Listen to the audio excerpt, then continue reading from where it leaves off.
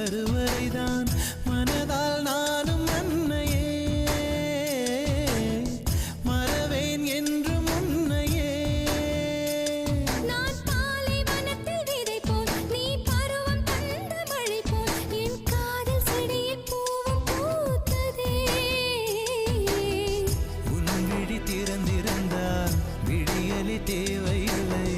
உன்னை நான் துறந்திருந்தால் உயிரது சொந்தமில்லை. இத்தனையும் இனி கிடைக்குமா?